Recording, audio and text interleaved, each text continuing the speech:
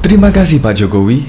Provinsi Aceh dan Papua menjadi provinsi yang sangat maju sekali. Lewat pembangunan yang merata di Papua, kini masyarakat Papua telah merasakan dampak dari infrastruktur yang dibangun oleh Menteri PUPR di era Pak Joko Widodo. Masyarakat telah merasakan harga-harga terutama BBM sekarang sudah merata. Harga-harganya hampir sama seperti di Pulau Jawa dan lain-lain di Indonesia. Dan juga pembangunan di sarana kesehatan seperti rumah sakit, puskesmas sudah dirasakan oleh masyarakat Papua. Dan juga di Provinsi Aceh, BPS telah mengeluarkan kalau Aceh sudah tidak lagi provinsi termiskin di Sumatera. Pembangunan infrastruktur di Aceh sudah mulai memadai. Tol Aceh sudah dibangun dan akan diresmikan pada tahun 2021 mendatang. Sudah 75 tahun merdeka, tapi Aceh dan Papua di tangan Presiden Jokowi sekarang lebih diperhatikan. Itu buktinya Jokowi sudah beberapa kali mengunjungi Aceh di kepemimpinan Presiden Jokowi.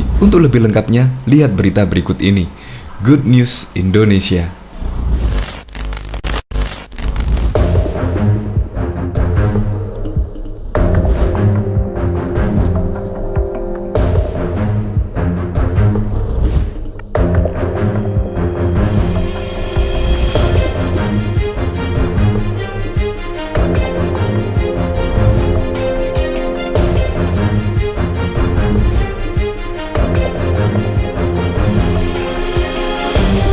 Sebelum menyaksikan video ini, pastikan bosku jangan lupa subscribe. Karena subscribe itu gratis plus bonus tonton video terbaru setiap harinya.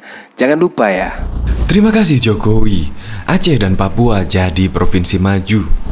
Kebijakan ekonomi khusus bagi Provinsi Papua dan Papua Barat dinilai memberikan kemajuan besar bagi pembangunan infrastruktur dan sumber daya manusia di seluruh tanah Papua. Tokoh senior pemerintah Papua, Meisel Manufandu, dalam webinar bertemakan Menakar Masa Depan Papua Minggu 14 Juni mengatakan bahwa kebijakan ekonomi khusus oleh pemerintah Indonesia memberikan kemajuan dan dampak yang besar bagi tanah Papua. Menurut dia, kebijakan otonomi khusus, pembangunan infrastruktur pendidikan dan kesehatan di tanah Papua berkembang maju. Bahkan, kewenangan mengatur anggaran dan pemerintah diberikan bagi orang asli Papua. Dengan kebijakan Undang-Undang Nomor 21 Tahun 2001 tentang otonomi khusus sekolah, puskesmas bahkan rumah sakit dibangun di seluruh tanah Papua.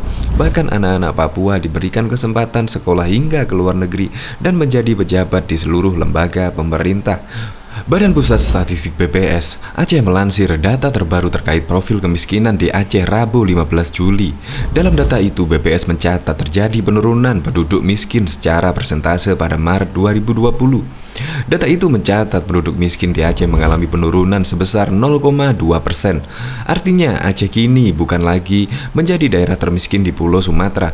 Dari data tersebut, BPS mencatat Provinsi Bengkulu sebagai provinsi termiskin di Sumatera dengan persentase 15,03%. Sementara provinsi dengan peningkatan kemiskinan tertinggi adalah DKI Jakarta, yaitu naik sebesar 1,11%.